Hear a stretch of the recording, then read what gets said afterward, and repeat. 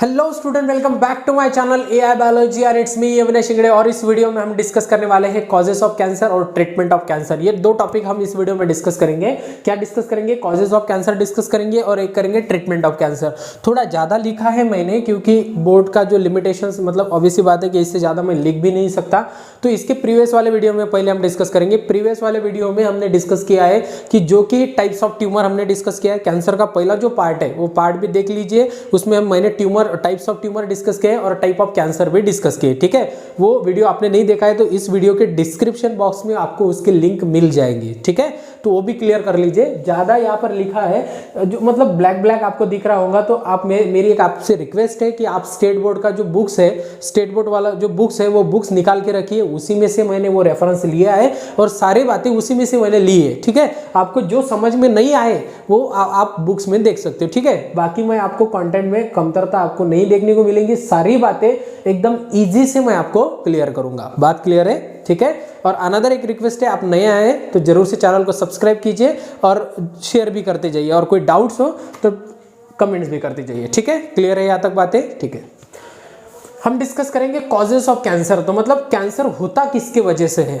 ठीक है, उसे क्या कहेंगे हम? Causes of cancer. मतलब क्या है कि जो कैंसर कॉज कर रहा है उसे हम क्या कहते हैं? Causes of cancer. तो देखेंगे although it is still not a very clear as to the show the cancer. मतलब इसका मीनिंग क्या है कि हमें अभी तक इतना एकदम क्लेरिफाई नहीं हुआ है कि इसी वजह से कैंसर होता है। ठीक है, मेरा कहने का मतलब क्या है कि हमें अभी तक ये बात क्लियर नहीं हुई है कि इसी सटीक से कि इसी से ही कैंसर होता है। आगे क्या दिया है? It cause the several factor and the cancer it is called carcinogenic. ठीक है, मतलब क्या है कि फैक्टर हमें पता है, जो कि डिफरेंट फैक्टर होते हैं ना, जो कि कैंसर कॉज कर सकते हैं, वो फैक्टर हमें पता है और वो फैक्टर हम इस वीडियो में डिस्कस करेंगे। ठीक है, ऐसे फैक्टर होते हैं जो कि क्या कॉज करते हैं? अपने कैंसर कॉज करते हैं और उसे हम क्या कहते हैं? कार्सिनोजेनिक कहते हैं। क्या कहते हैं? कार्सिनोजेनिक। ठीक है, बात क्लियर है? जो कैंसर कॉज कर सकते हैं उसे हम कार्सिनोजेनिक कहते हैं। ठीक है, क्लियर है? देखेंगे कौन कौन से फैक्टर है, पहले लिस्ट करेंगे, फिर एक एक को पकड़ेंगे और अच्छे से एक्सप्लेन करेंगे। तो सबसे पहला होता है अपना केमिकल फैक्टर, उससे भी आपको कैंसर हो सकता है। अनदर होता है अपना रेडिएशंस, मतलब रेडिएशन जो होता है उससे भी हमें कैंसर हो सकता है। नेक्स्ट होता है अपना वायरसेस, मतलब इसे बायोलॉजिकल एजेंट भी कहते हैं। बायोलॉजिकल एजेंट भी कैंसर कॉज करते हैं। हैरान करने वाली बात है ना। तो बायोलॉजिकल एजेंट भी है, सब कुछ ऐसे वायरस भी होते हैं और या अनदर बहुत सारे एजेंट है, मतलब उसमें ही कैटेगरी में जो कि बायोलॉजिकल एजेंट में आते हैं वो भी हमें कैंसर कॉज कर सकते हैं। अनदर होता है अपना ऑन्कोजीन, ये भी डिफरेंट कॉन्सेप्ट है, ये भी हम देखेंगे। अनदर होता है अपना एडिक्शन, ये आपको पता होगा कि जैसे कि अल्कोहल कंजप्शन, टोबैको कंजप्शन से कैंसर होता है, ये होता है अपना एडिक्शन वाला कैंसर। ठीक है, तो एक एक को पकड़ेंगे। सबसे पहला होता है अपना केमिकल फैक्टर होता है। क्या होता है अपना? केमिकल। सेवरल केमिकल्स होते हैं जो कि केमिकल्स हमें क्या कर सकते हैं? कैंसर कॉज कर सकते हैं। देखेंगे कि several chemical are known as the cancer, are known to the cancer. मतलब क्या है कि सेवरल केमिकल ऐसे होते हैं जो कि कैंसर कॉज करते हैं। सिंपल सी बात है। दिस इंक्लूडिंग द निकोटीन एक केमिकल होता है जो कि सिगारेट में होता है ना, जो सिगारेट्स में होता है, जो कि निकोटीन रिलीज होता है, वो निकोटीन से भी हमें कैंसर होता है। अनदर कैफीन जो कि कॉफी में पाया जाता है। Another product of combustion of coal and oils. ठीक है, तो कौन से केमिकल, जैसे निकोटीन हुआ, कैफीन हुआ, त्यानंतर कंबशन, किसका कंबशन? जैसे कि कोयल एंड अनदर ऑयल का कंबशन जो होता है उसके वजह से भी आपको क्या हो सकता है? कैंसर हो सकता है। ठीक है, सारी बातें डिटेल से समझ लीजिए। अनदर होता है जो कि सेक्स हार्मोन्स भी एक केमिकल्स होता है। हमारे बॉडी में जब एक्सेसिव हार्मोन्स बढ़ता है, जो कि सेक्स हार्मोन्स आते हैं, डिफरेंट टाइप के सेक्स हार्मोन्स होते हैं, जो हार्मोन्स हमारे बॉडी में मतलब हद से ज़्यादा बढ़ रहे हैं तो वो भी हमारे बॉडी में हार्म पहुंचा सकता है, उससे भी कैंसर हो सकता है। सिंपल सी बात है, आपको पता होगा कि किसी की भी मात्रा शरीर में ज़्यादा भी नहीं होनी चाहिए और कम भी नहीं होनी चाहिए। इसी तरह से हमारे बॉडी में जो सेक्स हार्मोन्स बढ़ते हैं या सेक्स हार्मोन एडिशनल सप्लीमेंट से बढ़ो या डिफरेंट टाइप के हो सकता है, उसके बढ़ने से भी आपको केमिकल्स के वजह से कैंसर हो सकता है। एग्जाम्पल जैसे कि स्टेरॉइड होता है, जो स्टेरॉइड एडिशनल सप्लीमेंट जो कि जिम वगैरह करते वो एडिशनल सप्लीमेंट लेते, स्टेरॉइड लेते, उससे भी आपको कैंसर हो सकता है। अनदर यहाँ पर बोला है कि ब्रेस्ट कैंसर होता है हार्मोनल इम्बैलेंस का सबसे बेस्ट एग्जांपल होता है अपना ब्रेस्ट कैंसर, जो कि हार्मोनल इम्बैलेंस की वजह से होता है। ये ये भी एक कारण होता है। और अनदर कारण बताया कि female who avoid the breast feeding, ऐसी कोई फीमेल होती है जो ब्रेस्ट फीडिंग होती है वो अवॉइड करती है, मतलब बच्चों को दूध पिलाना अवॉइड करते हैं। ऐसी तो कोई मदर नहीं होती है, एक कंडीशन आ जाती है सॉरी कंडीशन समझ लीजिए, एक आधी फीमेल है जो कि डिसीज को मतलब बीमार है, बहुत ज़्यादा से बीमार है, तो वो जनरली अवॉइड कर सकती है, तो बहुत दिनों तक अवॉइड करना ये भी एक कारण हो सकता है किसका, अपना ब्रेस्ट कैंसर का हो सकता है। ठीक है, तो ये सेवरल केमिकल्स होते हैं जो कि क्या कॉज करते हैं, हमें कैंसर कॉज करते हैं। पहला एजेंट समझ में आया, पहला फैक्टर समझ में आया, पहला फैक्टर होता है केमिकल। कोई भी डाउट हो, कुछ भी डाउट हो तो कमेंट्स करते जाइए, अनदर जो कि कमेंट सेक्शन में यस यस कहिए, सबको समझ में आया करके। ठीक है, नेक्स्ट देखेंगे रेडिएशन। क्या है अपना रेडिएशन। रेडिएशन का मीनिंग आपको पता है, जो कि रेज होती है, रेडिएशन जो आती है उस रेडिएशन से भी कैंसर होता है, नॉर्मल सी बात है। जैसे कि क्या होता है अपना एक्सरेज है, गैमा रेज है, अनदर कॉस्मिक रेज होती है, अल्ट्रावायलेट रेज होती है, अनदर जो पीपल वर्किंग जो कि रेज होती है, जैसे एक्सरेज। आपको पता है, आपने कभी एक्सरे निकाला होगा, एक्सरे जब आती है ना तो हमारे शरीर से आर पार चली जाती है, वो आर पार एकदम से इतनी स्ट्रांग, मतलब क्या मतलब इतनी ताकतवर हम कह सकते हैं उसे। ठीक है, तो एक्सरे कांटेक्ट में आप बोलेंगे अभी तो हमें एक्सरे निकाला था, उसके कांटेक्ट में आने के बाद तो आपको कैंसर होता है, फिर हम उसके कांटेक्ट में जाए ही क्यों। तो बात सीधी सी बात है कि आप एक्सरे डेली नहीं निकालते हो, या एक्सरे आप कह सकते हैं या साल में एक बार या साल में दो बार, मतलब साल में दो भी बार हो सकता है, या साल में एक भी बार नहीं हो सकता है। जो कि वहां पर डॉक्टर रहता है ना, जो एक्सरे निकालता है, जब निकालने के टाइम में वो कभी नहीं मौजूद रहता, वो दूर चला जाता है, उसके कॉन्टेक्ट से दूर चला जाता है, क्योंकि उसे डेली में वहां पर रहना है, और एक्सरे कैंसर कॉज कर सकता है। आप जो कि एक्सरे निकाल रहे हो उसके एक ही बार कॉन्टेक्ट में आ रहे हो, इसीलिए आपको कैंसर नहीं होगा। ठीक है, तो क्या होता है अपने जो कि एक्सरेज होता है जो कि कैंसर कॉज कर सकते हैं, गैमा रेज हुआ, कॉस्मिक रेज हुआ, अल्ट्रावायलेट रेज हुआ, जिससे कैंसर कॉज होता है। अनदर होता है कि people working in very sunny areas due to the UV radiation, ultraviolet radiation. ठीक है, जो कि फार्मर्स होते हैं या वर्कर होते हैं, डिफरेंट टाइप के वर्कर, जो कि किस में काम करते हैं, फील्ड में काम करते हैं, डायरेक्टली सनलाइट में काम करते हैं। जो डायरेक्टली सनलाइट में काम करते हैं ना, उसमें आपको पता है कि सनलाइट में यूवी रेज होती है, अल्ट्रावायलेट रेज, तो वो जो रेज होती है, वो जो रेडिएशन होती है, उससे भी हमें कैंसर कॉज हो सकता है। ये फैक्टर होते हैं अपने रेडिएशन के, किसके, रेडिएशन के। मैंने थोड़ा पॉइंट काट के लिया है, बट मैं आपको इन्फॉर्मेशन सारी की सारी बता रहा हूँ। मैंने आपको पहले ही बताया कि बुक्स निकाल के बैठिए, पेन निकाल, हाथ में पेन रखिए, कोई भी डाउट्स हो, जो कि डाउट्स आप लिखते जाइए, मतलब जो नोट्स है बनाते जाइए। आपके हैंड रिटन नोट्स सबसे इफेक्टिव बनती है, किसी की नोट्स कॉपी मत कीजिए, अपने खुद की नोट्स बनाइए, खुद की नोट्स बनाने का हैबिट्स डेवलपमेंट कीजिए। ठीक है, तो रेडिएशन की वजह से होता है। नेक्स्ट होता है अपना वायरस। क्या होता है, वायरसेस। वायरसेस मतलब क्या है, जो कि बायोलॉजिकल एजेंट होता है, वो भी हमें क्या कॉज कर सकता है, कैंसर कॉज कर सकता है। देखेंगे कि वायरस कॉजिंग कैंसर, क्या है, virus causing cancer have a gene called viral oncogenic. ठीक है, और वायरल ऑन्कोजेनिक। ठीक है, तो वायरल ऑन्कोजेनिक का मीनिंग क्या होता है, ऐसे वायरस जो कि हमें वायरस कॉज कर सकते हैं, उसे हम कहते हैं वायरल ऑन्कोजेनिक। ठीक है, this virus are known as oncogenic. फिर से वही है, उस वायरस को हम क्या कहते हैं, ऑन्कोजेनिक कहते हैं। क्या कहते हैं, ऑन्कोजेनिक। और उस एग्जांपल होता है अपना EBV एंड HPV। ठीक है, आपको बुक्स में दिए है EBV वायरस या HPV वायरस, ये जो डिफरेंट वायरस होते हैं, जो कि वायरस हमें क्या कॉज कर सकते हैं, कैंसर कॉज कर सकते हैं, जो कि वायरल में भी आता है, या अनदर आपको बायोलॉजिकल एजेंट भी उसमें लिख सकते हो, जो कि बायोलॉजिकल एजेंट होते हैं, जो कि कैंसर कॉज करते हैं। ठीक है, सिंपल सी बात है। नेक्स्ट देखेंगे ऑन्कोजीन। ये बात अलग है, ऑन्कोजीन, इसे अलग से एक्सप्लेन करेंगे हम। ठीक है, ऑन्कोजीन क्या कहा है कि several gene called the cellular oncogene. Cellular oncogene, देखिए जगह है क्या यहाँ पर आपको दिखता है क्या, एक बार मैं आपको क्लियर कर दूं। यहाँ पर नीचे डायग्राम निकाल सकते हैं, ठीक है, ओके, निकाल सकते हैं यहाँ पर डायग्राम। ओके, हमारे ये क्या है, किसके डायग्राम निकाली, जनरली सेल की डायग्राम। सेल में जनरली मैं आपको न्यूक्लियस नहीं निकालूंगा, डायरेक्टली देखेंगे कि ये जीन्स होता है, ये DNA, और उसमें पर्टिकुलर जो फंक्शनल होते हैं उसे हम क्या कहते हैं, जीन कहते हैं। क्या कहते हैं हम, जीन। क्लियर बात है, उसे हम जीन कहते हैं। तो हमारे सेल में ऑलरेडी ऐसा जीन प्रेजेंट होता है जिसे हम ऑन्कोजीन कहते हैं। क्या कहते हैं, ऑन्कोजीन। ठीक है, तो ये वाला जो जीन्स होता है ये इनएक्टिव फॉर्म में अवेलेबल होता है। कौन सी फॉर्म में? इनएक्टिव फॉर्म में। तो इनएक्टिव फॉर्म में अवेलेबल है तो वहां तक तो कोई दिक्कत नहीं है, बट कोई एजेंट आके उसे एक्टिव कर देता है। एजेंट आने के मतलब क्या है कि जैसे कि डायरेक्टली उसमें सनलाइट अल्ट्रावायलेट रेज गिर गई या अनदर कुछ केमिकल आ गए, तो कुछ केमिकल इस फैक्टर को क्या करते हैं? एक्टिवेट कर देते हैं। और ये जो जीन्स होता है, ये जो फैक्टर होता है, ये जो फैक्टर जब एक्टिवेट होता है, ये जो जीन एक्टिव होता है, वो भी आपको क्या कॉज कर सकता है? कैंसर कॉज कर सकता है। सिंपल सी बात है, कोई दिक्कत वाली बात है क्या? नहीं।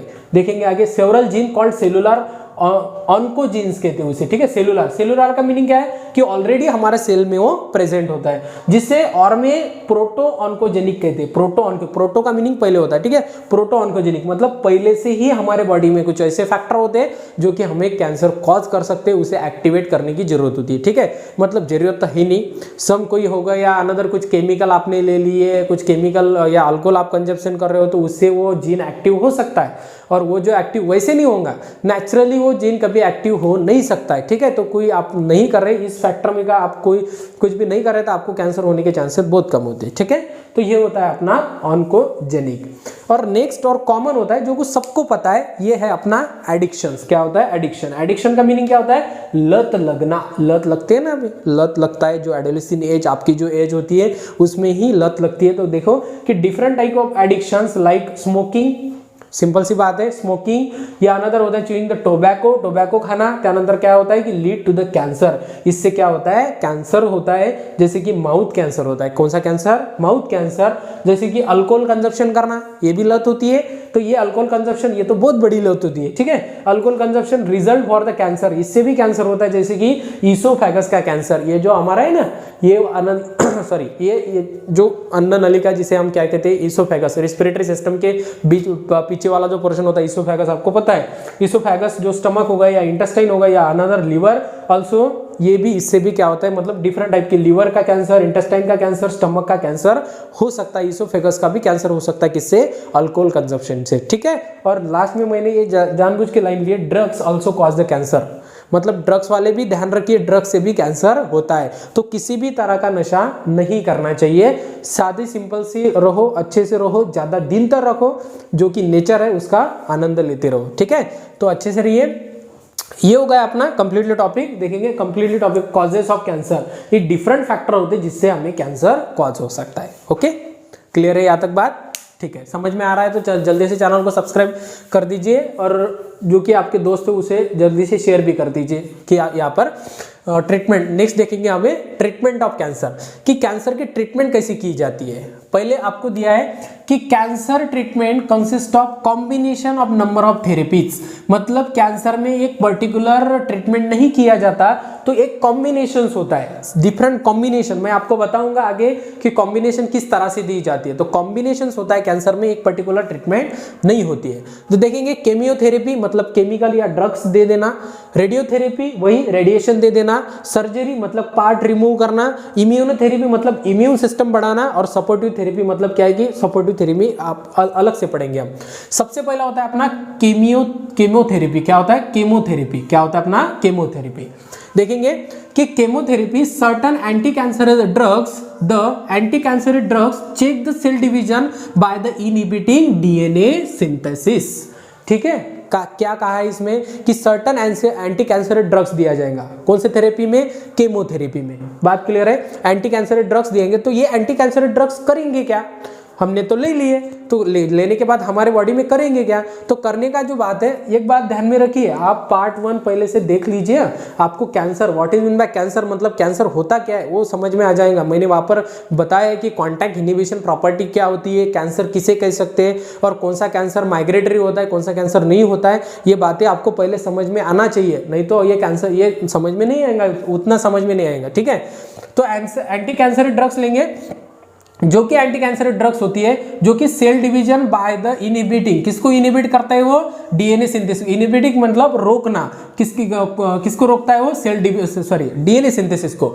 सिंपल सी बात है कि डीएनए सिंथेसिस होगा ही नहीं तो सेल भी डिवाइड नहीं होगा, और सेल डिवाइड नहीं होता है तो कैंसर भी नहीं होगा, क्योंकि अनकंट्रोल जो कि ग्रोथ होता है उसे तो हम कैंसर कहते हैं। तो वो ऑब्वियसली बात है कि सेल डिवीजन मतलब डीएनए सिंथेसिस रोकता है, बट उसका कोई प्रॉब्लम है। उसका कोई साइड इफेक्ट होता है, जो साइड इफेक्ट होता है कि टॉक्सिक द नॉर्मल सेल। ये आपको समझ में नहीं आएगा, मैं आपको समझा देता हूँ। जो कि जो ड्रग्स होती है वो कैंसर सेल को तो अफेक्ट करती है, वो नॉर्मल सेल को भी अफेक्ट करती है। ये आपका दुष्परिणाम या कह लो साइड इफेक्ट होता है उस केमियोथेरेपी का, ठीक है। और इससे होता क्या है कि केमियोथेरेपी में lead to the hair loss. जो कि कैंसर का पेशेंट होता है जो केमियोथेरेपी ले रहा है, उसके टोटली हेयर जो होते हैं ना वो कंटिन्यू लॉस हो जाते हैं, ठीक है। तो ये साइड इफेक्ट भी होता है उसका। ये हो गया अपना केमियोथेरेपी, समझ में आया, ठीक है। तो नेक्स्ट होता है अपना रेडियोथेरेपी। रेडियोथेरेपी का मीनिंग क्या होता है? जिसमें रेडिएशन लेना है। रेडिएशन क्या होता है? एक्सरेज, वही बात जिससे होता है वही हम देते हैं, पर देने का कोई टेक्निक्स होता है वो देखेंगे हम। Radiotherapy it is used additional chemotherapy, मतलब क्या है कि केमियोथेरेपी के साथ ही देते। मैंने आपको पहले बताया था कि कैंसर का ट्रीटमेंट कॉम्बिनेशन होता है, एक पर्टिकुलर नहीं, क्या होता है? कॉम्बिनेशन। तो हम क्या है, केमियोथेरेपी और रेडियोथेरेपी साथ में देते हैं, इसीलिए क्या लिखा है? It is used in addition, किसके साथ? केमियोथेरेपी के साथ उसे दिया जाता है। देखेंगे रेडियो एक्टिव मटेरियल, मतलब रेडियो एक्टिव मटेरियल का यूज किया जाएगा, जैसे लाइक इरिडियम, आयोडीन, जो कि होता है ये रेडियो एक्टिव मटेरियल होता है जो कि यूज किया जाता है। उससे x rays, gamma rays and charges particle use to destroy the cancerous tissue, ठीक है। अब देखिए लाइट देना, रेडिएशन देना कहते हैं। यहाँ पर माउथ का कैंसर हुआ है, ठीक है। तो माउथ का कैंसर होने के बाद आजू बाजू के जो पार्ट होंगे कंप्लीटली ढक दिए जाएंगे, किसके? जो कि मटेरियल्स होता है, ऐसे मटेरियल यूज किया जाएगा जिससे वो रेडिएशन आजू बाजू के सेल को इन्फेक्ट नहीं करेंगे या उससे हम कैसे हार्म नहीं पहुंचा सकता। क्योंकि हम क्या कर रहे हैं? एक्सरे दे रहे, गामा रेज दे रहे। एक्सरे और गामा रे यही तो है जो कि कैंसर कॉज करता है, और इसे हम यूज करते किसके लिए? वो कैंसरस टिश्यू को खत्म करने के लिए। तो हम ढकेंगे नहीं तो अनदर कैंसर डेवलपमेंट हो जाएगा, ठीक है। तो इसके वजह से टोटली क्या करते हैं, इसे कवर करते हैं और वही पोर्शन रखेंगे जिस पोर्शन को हमें क्या देना है, मतलब रेडिएशन थेरेपी देनी है। तो उससे क्या होता है कि कम से कम जो कि नॉर्मल सेल होते हैं उसको इन्फेक्ट होता है, कम से कम होता तो है ही। तो ये क्या होता है? एक्सरे देने के बाद, गामा रेज देने के बाद जो कि चार्ज पार्टिकल होते हैं उससे हम क्या डिस्ट्रॉय करते हैं? कैंसरस सेल, कैंसरेट जो टिश्यू होते हैं वो क्या करते हैं? हम डिस्ट्रॉय करते हैं, ठीक है। तो उससे टोटली जो त्वचा होती है, पूरा जो शरीर होता है उससे काला गिर जाना, क्योंकि वो रेडिएशन थेरेपी होती है, थोड़ा सा इफेक्ट होता है, ठीक है। देखेंगे तो ये होता है अपना रेडियोथेरेपी। नेक्स्ट देखेंगे सर्जरी। सर्जरी का सिंपल सा मीनिंग है जो पार्ट है रिमूव कर दो। देखेंगे आगे, in surgery the entire cancerous tissue और cell the remove the surgically, ठीक है। आपको पता है कि माउथ कैंसर में सर्जरी की जाती है। आपने कैंसर पेशेंट देखे होंगे आसपास, बहुत ज़्यादा कैंसर पेशेंट की संख्या बहुत ज़्यादा बढ़ रही है, क्योंकि आपको पता है कि बहुत ज़्यादा लोग क्या करते हैं, अपने एडिक्शंस होते हैं जैसे कि उसके वजह से, ठीक है। तो क्या है सर्जरी का मीनिंग क्या है? जैसे कि माउथ कैंसर हुआ तो ये माउथ कैंसर का अंदर का टोटली पार्ट क्या करो, कट कर दो, रिमूव कर दो, और रिमूव करने के बाद उसे हम क्या कहते हैं? सर्जरी कहते हैं। इसीलिए क्या इस surgery is the entire cancerous tissue and cell are the remove surgically, ठीक है। तो सर्जिकली रिमूव कर दो। बट इसका प्रॉब्लम क्या है, पहले मैं आपको बता दूं कि surgery it is the most effective treatment in cancer. Cancer में सबसे इफेक्टिव जो ट्रीटमेंट होती है वो सर्जरी होती है। जहां पर कैंसर हो वो रिमूव कर दो, आपकी लाइफ बढ़ जाएंगी। सॉरी, ठीक है। बट उसमें क्या होता है, but is has limited utility, मतलब क्या है कि वो सब कैंसर में हम यूज नहीं कर सकते, वो पर्टिकुलर कैंसर में ही यूज कर सकते हैं। उसका example such as breast cancer में ही हम सर्जरी यूज कर सकते हैं। जैसे कि यूटेरिन कैंसर, जो कि यूट्रस का जो कैंसर होता है, फीमेल में जो यूट्रस होती है, जहाँ पर हमारा बेबी फॉर्मेशन होता है, वो जो यूट्रस होता है उसमें हम सर्जरी यूज कर सकते हैं, या माउथ कैंसर में सर्जरी यूज कर सकते हैं। सारे कैंसर में नहीं यूज कर सकते। जैसे कि ग्लैंड का कैंसर हुआ तो टोटली ग्लैंड निकालेंगे क्या? नहीं, ग्लैंड तो हमारे बॉडी में सबसे इंपॉर्टेंट होती है। अनदर ब्रेन कैंसर हुआ तो ब्रेन कैंसर में का ब्रेन का पोर्शन काट लेंगे क्या? तो ब्रेन तो आधा रहेगा, तो हम तो जिंदा नहीं रह सकते, ठीक है। तो ये सारे कैंसर में नहीं यूज किया जाता है, ठीक है। बात क्लियर है? लास्ट में नहीं, फोर्थ नंबर होता है इम्यूनोथेरेपी। इम्यूनोथेरेपी का मीनिंग क्या होता है? जिसमें इम्यून सिस्टम बढ़ाना। देखो, tumour cells have been the show to the avoid the detection and destruction of the immune system. Simple सी बात है, हमारे इम्यून सिस्टम का एक कैरेक्टरिस्टिक्स है, एक विशेषता होती है हमारे इम्यून सिस्टम को, जो कि हमारे सेल को पहचानते हैं और अनदर फॉरेन पार्टिकल को पहचानते हैं। आप शुरुआत से ये चैनल देख रहे हो या शुरू से वीडियो देख रहे हो तो आपको पता होगा, सारी बातें क्लियर होंगी। नहीं भी देख रहे होंगे, काशी भी आपने क्लियर किया तो आपको क्लियर होगा। तो बात क्या है कि जो कैंसर सेल बन रहे हैं तो हमारे बॉडी के बन रहे हैं, तो इसलिए ईजी से हमारी इम्यून सिस्टम उस पर अटैक नहीं करता है। तो इसकी वजह से हम क्या कहते हैं कि modified the surge a interferon which activated their immune system and they help destroying the tumours. ठीक है, डिस्ट्रॉइंग द कैंसर टिश्यू भी मतलब क्या है कि ऐसे एक्टिवेट कर देना, मतलब ऐसे कोई सप्लीमेंट देकर हमारा इम्यून सिस्टम एक्टिवेट कर देना और वो इम्यून सिस्टम ऐसे कुछ केमिकल रिलीज करेगा, वो केमिकल्स या प्रोटीन रिलीज करेगा जिसके वजह से हमारा ट्यूमर क्या हो जाए, खत्म हो जाए। किसके वजह से? इम्यून सिस्टम की वजह से। ठीक है, तो इम्यून सिस्टम का हम इसमें हेल्प ले रहे हैं, इसीलिए इसे क्या कहते हैं? इम्यूनोथेरेपी कहते हैं। क्या कहते हैं? इम्यूनोथेरेपी। क्लियर है यहाँ तक बात समझ में आई? इम्यूनोथेरेपी में इम्यून सिस्टम का हम यूज कर दें। और लास्ट में होता है सपोर्टिव थेरेपी। ये थेरेपी पर्टिकुलर कैंसर के लिए नहीं होती है।